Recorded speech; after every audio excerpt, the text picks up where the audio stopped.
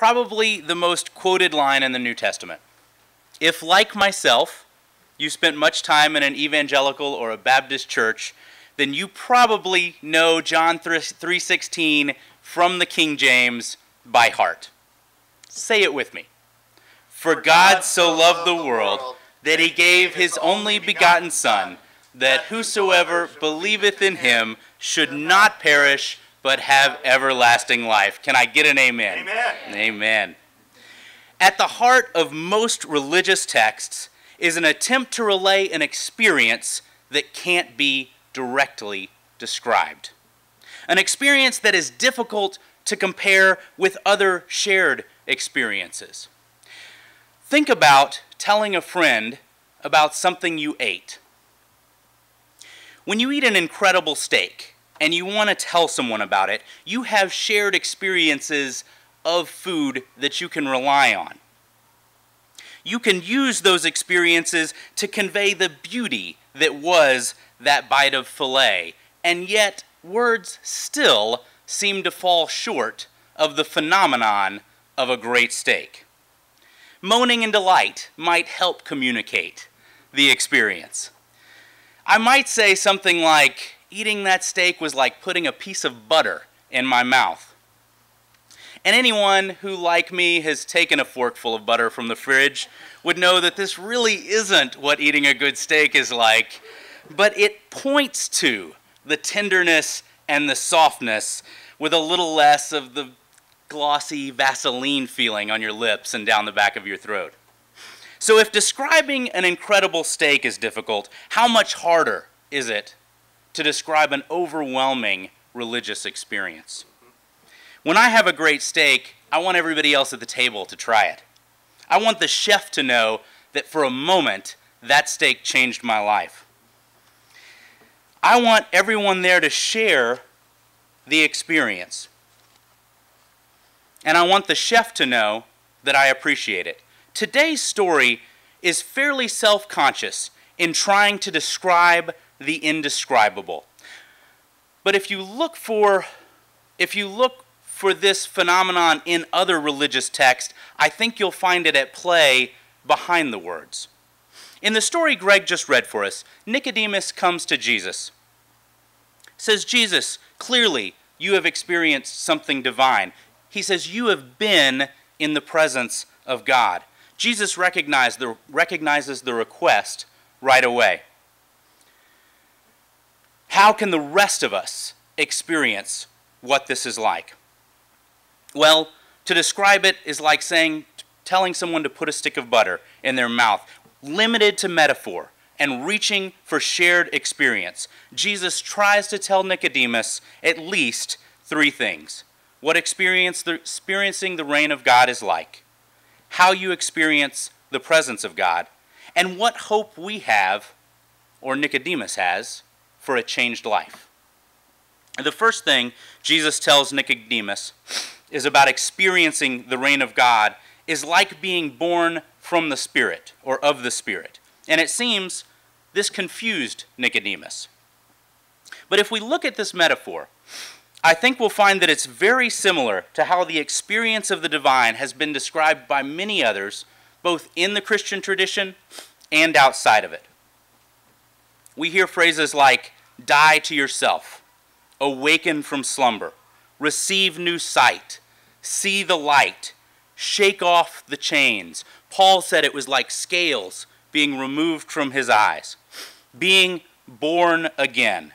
Whatever this experience is of the divine, many have described it as substantively changing how they view and exist in the world. This type of experience seems to signify a break from everything that is of the flesh. I want to tell you about a man named John Vanier. It's V-A-N-I-E-R, but he's French-Canadian, so Vanier. I think his story might give us some insight into the experience of new birth. Like I said, Vanier is a Canadian. His father was a Canadian official, but at the age of 13, he decided to go to England and join the Royal British Army to fight the Germans. After the war, he returned to Canada and served in the Canadian Navy as an aircraft carrier commander. In 1950, he's only 22 years old, and he leaves the Navy to go on a spiritual search. He lives in a community in France led by a Dominican priest. The community is called La Joie Vive, which I believe is living or running water. He studies philosophy and theology, and eventually he gets a PhD in philosophy and teaches Aristotle at a university.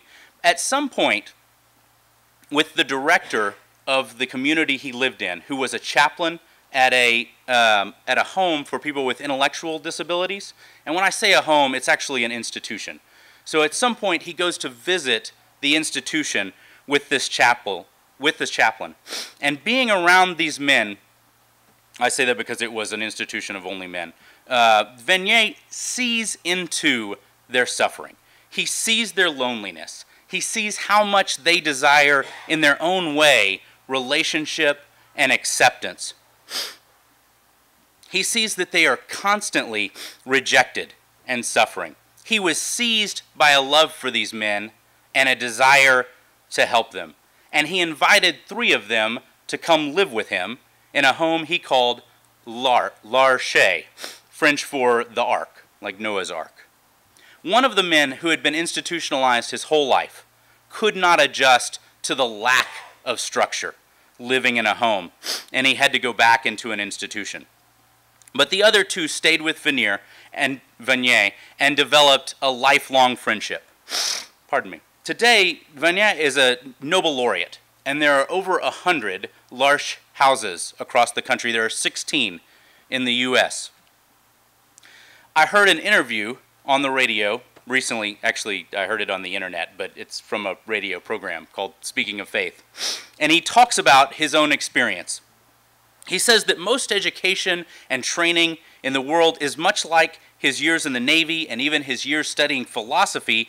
People are trying to learn in order to have knowledge as power. People are training to fight the struggle of life. But when he was exposed to the reality of suffering with the people with intellectual disabilities, he realized there was something more, and this is how he describes it. He says that the key was to love reality, not to live in the imagination or what could be or what should be, but to love the world in all its brokenness, and then to see that God was present. Vanier describes the entire experience of his life as a man becoming human.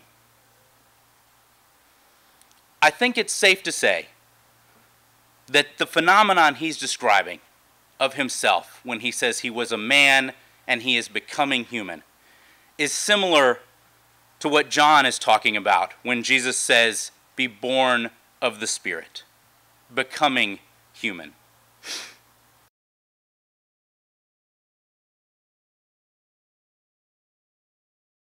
Marked down.